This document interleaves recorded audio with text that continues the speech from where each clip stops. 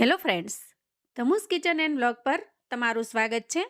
મિત્રો, નાના હોય કે મોટા, દરેકને કશું અલગ અને ટેસ્ટી પસંદ આવે છે. દરેક વખતે એક સરખી વસ્તુથી કંટાળો આવે છે અને એ જ વસ્તુને જો થોડી અલગથી બનાવીએ તો બસ બીજું શું જોઈએ. આજે આપણે રોજની વસ્તુને થોડા ટ્વિસ્ટ સાથે બિલકુલ નવી બનાવીશું. 100% ગેરંટી છે આ વાનગી તમારે વારંવાર બનાવવી પડશે, એટલી ટેસ્ટી અને મજેદાર બને છે. તો ચાલો બનાવવાની રીત જોઈ લઈએ. તો સૌથી પહેલાં આપણે અહીંયા એક નાની વાટકી જેટલો રવો લેવાનો છે. અહીંયા તમે રવો કે સૂજી કોઈ પણ વસ્તુ લઈ શકો છો, પણ આજે મારી પાસે થોડો રવો અને થોડી સૂજી બંને હતા, એટલે મેં બંનેને મિક્સ કરી અને લઈ લીધા છે. હવે આપણે સૂજીમાં 2 ચમચી જેટલું દહીં ઉમેરીશું. અહીંયા મારી પાસે થોડું ખાટું દહીં હતું. તમારી પાસે જો મોળું દહીં હોય તો તમે 3 ચમચી જેટલું ઉમેરી શકો છો, કેમ કે રવાના મિશ્રણની અંદર થોડી અમથી ખટાશ આવવી ખૂબ જરૂરી છે. હવે આપણે આના અંદર થોડું પાણી ઉમેરીએ. તો અહીંયા એકસાથે ઝાઝું પાણી ન ઉમેરતા આપણે જરૂરિયાત મુજબનું પાણી ઉમેરવાનું, જેથી કરીને બેટર છે એ ઢીલું ન થઈ જાય. તમે અહીંયા દહીંની જગ્યાએ થોડી છાશ પણ ઉમેરી શકો છો. જુઓ, અહીંયા હવે તમે બેટરની કન્સિસ્ટન્સી જોઈ શકો છો. એકદમ ઢીલી પણ નથી અને સાવ કઠણ પણ નથી. આ રીતે એકદમ સરસ બેટર બનાવી લેવાનું. બેટર પરફેક્ટ બની જાય એટલે આપણે એને ઢાંકીશું અને 10 મિનિટ સુધી રેસ્ટ થવા દેશું, જેથી કરીને રવો છે એ સારી રીતે ફૂલી જશે. તો હવે બેટરને આપણે થોડીવાર માટે સાઈડ પર મૂકીશું અને એક નાનું મિક્સિંગ બાઉલ લઈશું. હવે જુઓ, અહીંયા મેં બટેકાને આ રીતે બાફીને તૈયાર કરી લીધા છે. તો આપણે કોઈ કાણાવાળા ચમચાની મદદથી બધું પાણી નિતારી લઈશું અને બાફેલા બટેકાને મિક્સિંગ બાઉલમાં લઈશું. મોટાભાગે બટેકાને હું આ રીતે બાફી લઉં છું, પણ તમે કુકરની અંદર જે આપણે આખા બાફીએ છીએ એવી રીતે પણ બાફી શકો છો. આ રીતે એકદમ ઝડપથી બફાઈ જશે. હવે આપણે આ બટેકામાં સ્વાદ પ્રમાણે મીઠું ઉમેરીશું. તો જ્યારે બટેકાને મેં બાફ્યા ત્યારે એમાં બિલકુલ મીઠું નાખ્યું નહોતું, તો અત્યારે મીઠું મેં એ રીતે ઉમેર્યું છે. એક નાની ચમચી જેટલા ચીલી ફ્લેક્સ ઉમેરીશું. અડધી ચમચી જેટલો આપણે અહીંયા આમચૂર પાવડર ઉમેરવાનો છે. આમચૂર પાવડર ઉમેરવાથી મસાલો એકદમ સરસ ચટપટો બને છે.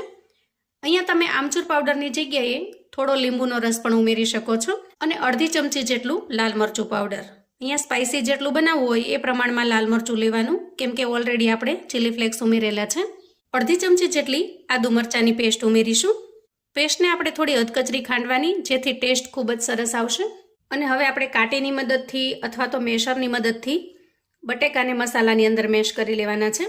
જો આ રીતે કાંટીની મદદથી પણ તમે આરામથી મેશ કરી શકો છો, અથવા તો તમારે ઝડપથી મેશ કરવા હોય તો આપણે પાઉંભાજીનું જે મેશર આવે છે એનો પણ ઉપયોગ કરી શકો છો. અને જો એમાંથી કશું જ ન કરવું હોય તો આ રીતે હાથની મદદથી પણ ફટાફટથી થઈ જશે અને વળી મસાલા પણ ખૂબ સરસ રીતે મિક્સ થઈ જશે. જુઓ, આ રીતે બટાકાની કણીઓ બિલકુલ ન રહે અને એકદમ સરસ માવો થઈ જાય એ રીતે આપણે બટેકાને મેશ કરી લેવાના છે. હવે આપણે તૈયાર થયેલા મિશ્રણમાંથી થોડું મિશ્રણ લેવાનું છે અને પછી હાથની મદદથી એને ગોળ વાળી લેવાનું અને ત્યાર પછી બંને હાથથી થોડું પ્રેસ કરી દેવાનું. જુઓ, આ રીતે એકદમ સરસ ટિક્કી શેપમાં બનાવી લેવાનું અને એની થિકનેસ પણ બહુ જાડી નહીં રાખવાની. જુઓ, આટલી થિકનેસ રાખીશું. હવે આપણે નાસ્તો બનાવવા માટે જેટલી કટોરીનો ઉપયોગ કરવાના હોઈએ એના કરતાં ડબલ આપણે ટિક્કી બનાવીશું. તો અહીંયા હું 4 કટોરીનો ઉપયોગ કરવાની છું, તો આપણે 8 ટિક્કી બનાવીશું. અને ટિક્કીનો શેપ આપણે કટોરી કરતાં થોડો નાનો રાખવાનો. તો જુઓ, અહીંયા આપણે જરૂરિયાત મુજબ ટિક્કી બનાવી લીધી છે. અને આ જે મિશ્રણ વધ્યું છે એમાં થોડા મકાઈના દાણા અથવા તો લીલા વટાણા ઉમેરી અને તમે બાળકો માટે આલુ મટર સેન્ડવિચ તૈયાર કરી શકો છો, અથવા તો થોડા વેજીટેબલ્સ ઉમેરીને સરસ પાઉંભાજી પણ બનાવીને આપી શકો છો. જો મિશ્રણ વધે તો એ રીતે તમારે આનો યુઝ કરી લેવાનો. હવે નાસ્તો બનાવવા માટે આપણે આવી કોઈ ફ્લેટ એટલે કે એકદમ જે સીધું તળિયું હોય એવી કટોરી પસંદ કરવાની છે. હવે આ બધી જ કટોરીને હું ઓઇલથી ગ્રીસ કરી લઉં છું, જેથી કરીને નાસ્તો બન્યા પછી આપણે એને આરામથી ડિમોલ્ડ કરી શકીએ. અને આ રીતે અગાઉથી આપણે પહેલાં વાટકીને તૈયાર કરી લેવાની. હવે તૈયાર થયેલી કટોરીને આપણે સાઈડ પર મૂકીશું અને હવે બેટરને ચેક કરી લઈશું.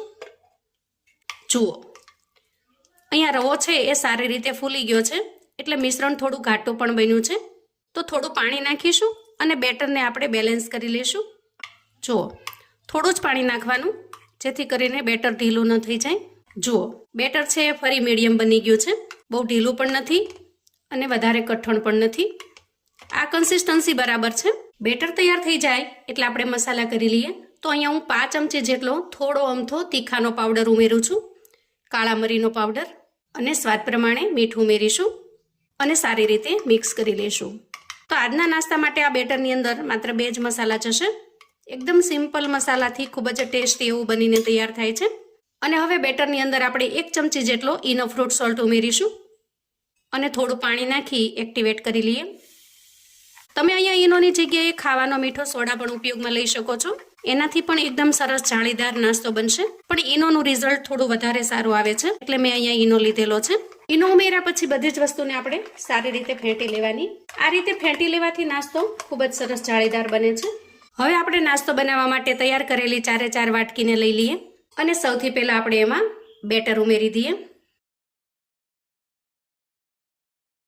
આપણે અહીંયા બધી જ વાટકીની અંદર 1 ચમચો બેટર ઉમેર્યું છે.